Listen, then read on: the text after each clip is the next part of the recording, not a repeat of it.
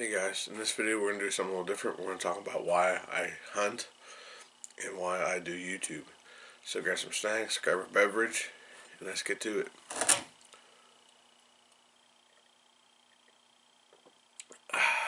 God's nectar.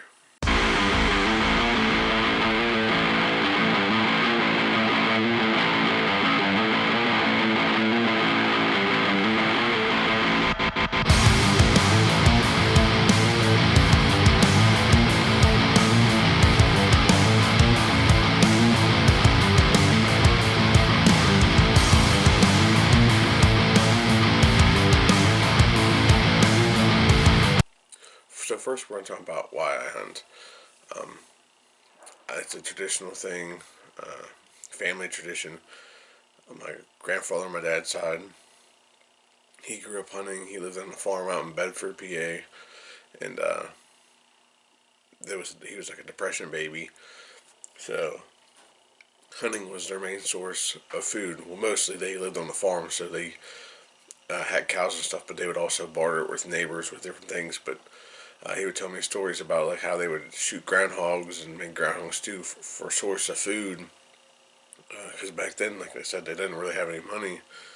But my dad grew up and he hunted with his dad and got me into it. And I fell in love with it since day one. My dad took me at a young age before I could even hunt. Took me squirrel hunting, and then slowly progressed into deer hunting. And even though I wasn't shooting, I thought it was the greatest thing. Going with my pap, going with my dad, sitting out in the woods, looking for animals, And there's sometimes I went out with just my pap, and just listening to his stories about whenever he grew up and the hunts he had. It was an experience, and I enjoyed that more than the hunt. Just listening about old stories and just trying to picture it in my head and how it used to be like back then. But it's also like a lifestyle. Like I hunt because it helps put food on the table for my family, and I don't have to worry about spending so much money, especially with deer. One deer can last me, well, if I do it right, half of a year if I'm lucky. But what I try to do is with my family is I try to save any game I harvest, squirrels, deer, whatever it may be, and put in the freezer downstairs, and save that in case for if my pay is short, extra bills have to come out, and I really don't have much money for groceries. I try using that to help me save money so I have food for the family. Right now, me and my wife and my daughter, that's 3, actually are the only ones that really eat it. My son's kind of on the fence about it, but yeah, I love hunting, and people always ask me, well, how can you shoot animals and stuff? And it's cruel. It's not really cruel. It's like it's a fair chase. They are out in the wild. They have skills. There's vision. There's their nose. Like they have ways of getting away from us. So it's not like we're like caging them up and shooting them like the cows and stuff that they butcher. These animals have a fighting chance. But without hunters, there's no population control. So you don't shoot squirrels, don't shoot deer. The shrubs are gonna grow more. They're gonna take over. There ain't gonna be shrubs. There's not gonna be bushes. They're gonna eat everything. So hunters makes it is how I want to say this. Hunters are crucial to help the wildlife population. Otherwise, it would be a disaster. I don't know. I don't care how you put it. It'd be a disaster. So, whenever people say it's cruel, it's not cruel. We're helping the population and we're feeding our family. One of the other reasons why I hunt is because back when I was a kid, there was no antler restrictions. There was nothing. and the technology we have now we didn't have back then either. I think when I was a little kid, flip phones just came out, so there wasn't much picture taking except for like on a camera, like an actual camera. Um, but anyway, it didn't matter what you got. At least where I came from, in the little town of Worthington, Pennsylvania, whenever someone got a deer, whether it be a doe or a buck, didn't matter the size. It could be a little 2 or 3 pointer. I used to have little antlers that my dad shot back in the day, but it could be a 3 pointer. It didn't matter. You would bring it home, and the neighbors would know about it, and the neighbors would come up, congratulate you. Everyone would just be celebrating, maybe have a few beers or just laugh, telling about the hunting story and everything. And it was a good time. And I wish back then I had the technology that we do now to record that and show that to the newer generation of hunters or the people thinking about getting into hunting, because that's what it was all about, and that's what it should all be all about now, is the memories and the laughter. Didn't and like I said, doesn't matter what you get. It was just the stories and the hunt. But nowadays, I believe the big problem is as we all know, social media. Everyone talking each other down. Why did you let that? Why didn't you let that go? Why did you shoot it? It's tiny, small, and it shouldn't be like that. Just because there's people out there, YouTubers or uh, big time hunters, going to ranches and stuff and outfitters that have huge bucks to go and shoot these. Everyone thinks we all should be on the same page, and it doesn't. No, it shouldn't be like that. It should be like, okay, so a guy shoots a 4 point, four on one side. That's legal in Pennsylvania, and uh, he posts on Facebook or on these hunting groups or whatever. Us as hunters shouldn't be bashing one another. We should be congratulating one another. I feel like hunting has been getting worse in these past couple of years, between people bashing other hunters and not that many hunters out there. In my opinion, I don't think there's that many hunters out there, especially in rifle season. This rifle season was horrible. I barely heard any gunshots. Barely saw anybody out on the roads, and I was off for like pretty much 2 weeks. Saw none of that. Maybe a handful of guys. That was it. And I remember previous years when we were younger, the Orange Army. The first day or even the first week, you couldn't find a place to park because there was just cars everywhere. And I'm not seeing that anymore. And I have a suspicion these old timers are, done hunting or whatever. And these new generations, they either don't want it, they're too busy with video gaming or whatnot, or what may it be. But like, it's hard to get newer hunters out there if the hunters are bashing one another, saying about their deer. That's social or media bullying in a sense, and it shouldn't be like that. I'm done. I'm done talking about it. It's I could go on and on and on all day. Um, but I know, for example, myself, I don't consider myself a trophy hunter. However, the past year, I guess, or 2 years, I've been passing up smaller deer to try to hopefully get bigger deer. Now, it's all preference. I mean, it's what I like to do.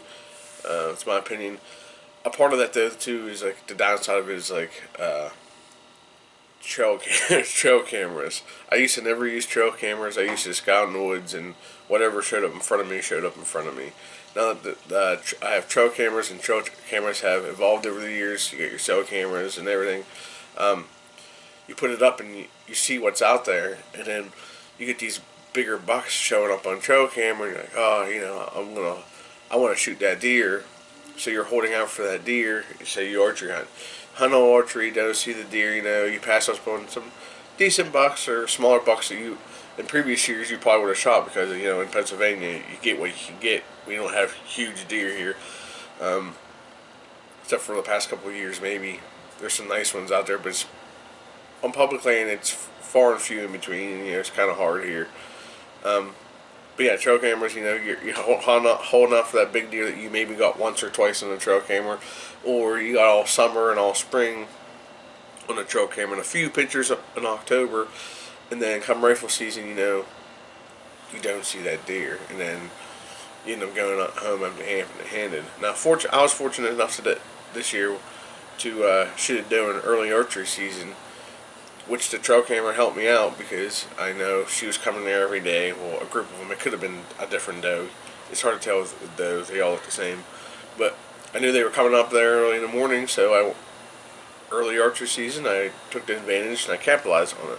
So don't get me wrong, trail cameras have their benefits, a huge benefit, especially if you're able to pattern the buck that you're after, or you know, any deer that you're after, or you just want to know where they're bedding at, where they're feeding at, just to get a general idea for tree stand locations or blinds or just regular setups. Yeah, I don't know. I just feel like nowadays hunting is starting to turn around and go for the worse instead of the better between technology and social media. It's not what it used to be, not at all. But I still do it. I still love it. I just try not to let the negativity from other people get to me. It's disheartening, but at the same time, it can't put out the fire for my passion for hunting. I mean, whenever you shoot your first deer, any deer, it doesn't matter. At least for me, it could be a doe, it could be a buck, it could be a little tiny buck. Once you connect with that deer and you put it on the ground, you just get this adrenaline rush that it's undescribable. You're never gonna probably ever feel that doing anything else, and that's what makes me realize how much I love this and how grateful I am for God to let us do this kind of stuff in His creation. I mean, without Him, let's be honest, we wouldn't be able to do any of this. And it's just a tradition that should never go away. I know there's people out there that are trying to change that, but as hunters, once again, we need to stick together and not bash one another to try keeping this tradition and a way of lifestyle continuing and pass it down from generation to generation. I have a 7-year-old son. I've been introducing him to squirrel hunting. I've been taking him a few times here and there every year to experience it, to see if he likes it, you know, the gist of it. And that's what we should be doing, is trying to get the young kids out there, introducing to them, show them what it's all about, the importance of it, how fun it can be, not all the negative stuff. Now we talked about the hunting, why I hunt aspect. Now let's talk about why I video and put things on social media, YouTube. The reason why I chose to do this was because, once again, as a young kid, my grandfather, my father, friends, family members, whatever, we'd sit by a fire or holidays, whatever, and I'd be sitting there listening to their hunting stories and the adventures they would have and some of the crazy things they saw. And I'm picturing it in my head, and it's like, oh man, that sounds awesome. I wish I was there, you know. So whenever the technology came out and stuff, and I got introduced to YouTube, I was like, man, this is my opportunity to, you know, video and show the world, like, my experiences, my explorations, or whatever you want to call it. So at the time, I think I had like the very first GoPro or something, and I started videoing some hunts. And now I have one hand, alright. So getting with the equipment that I have and trying to put the camera up there, set it all up, and try to get the shot on camera. Sometimes it's hard for me. I mean, I've yet to get the shot on camera. I've been experimenting with different things and trying to get the shot on camera, but unfortunately so far it hasn't happened. Still working on it. However, that's not really the reason why. I'm a hunter first, and video or YouTuber second, whatever you want to call me. I'm not a successful YouTuber. I got like 84 people on my channel, and it's not why I'm doing this. I'm doing this to share my experience with everybody, and to show them what hunting is like for me. And while I'm doing this as well is like I come across some complications, like being a one-handed hunter. I tried coming up with different things, like my tree stand. I have this little hook up there, then it has a little tab on it that holds the rope for tension. I'm able to pull up with one hand my book bag or my gun or whatever, and that's what I want to do too through YouTube, is like show people, just because you have a disability or whatever the case may be, you can still hunt. And I like to show you what I do, so maybe it gives you a different idea, or maybe you can do the same thing that'll benefit you. Like this is why I do what I do. I like to show everyone that it's possible, and take you along on my experiences with my hunts, with my friends. I've been successful over the years with hunting. I mean, I got deer down, yes. Some of them were not the greatest videos, but I'm trying to improve. I'm trying to think of different ways to improve, get different equipment to improve. But I'm just doing this mainly for you guys to experience what I experienced, to give you that, rather than giving you a story to tell and you try to think of it in your head. I can show you my story.